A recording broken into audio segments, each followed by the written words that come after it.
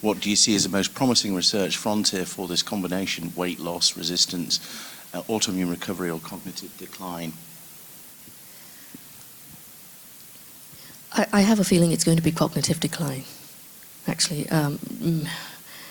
Mainly because there's so much focus there and so many terrified people. And yeah, I would say cognitive decline. The weight loss component of it, it's going to feel very mainstream very quickly. It may sound a bit funny, but people are going to forget about that, and that because it's a nice to have. But the cognitive decline is something that properly scares people, and there's so many more people now with, who are scared of it, where there's an issue, and if you can solve something like that, that's really going to come. And that's where a lot of the research is already. Whereas with the weight loss side of it, a lot of it has already been done. They can tweak it, but it's really good enough. So I would say. So, I mean, I guess, panel, there's lots of research happening and lots of things. Yes, please. I'm over here vibrating.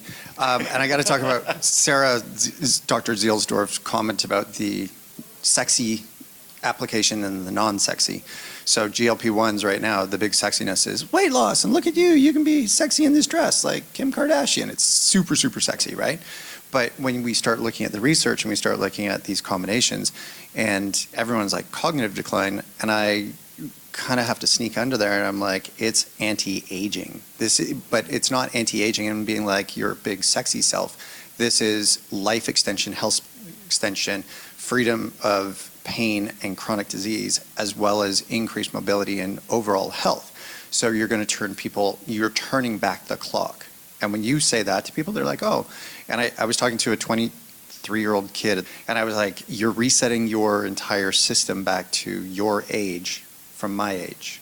So imagine this idea of turning back the clock. It's the fountain of youth.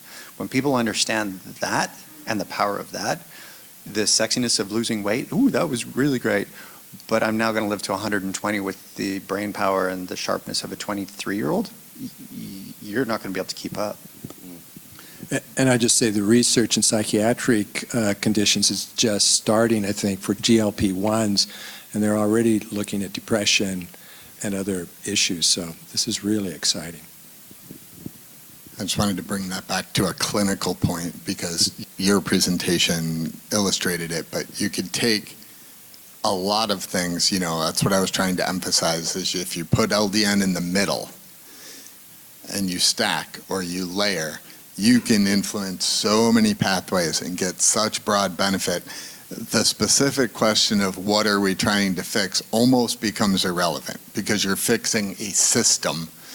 Right, you're intervening on multi-system level dysfunctions, whether it's a GLP or a thymic peptide or, whatever the case may be. This is emerging from supplements to peptides to even other standard medications. Right, we're seeing some of this overlapping benefit.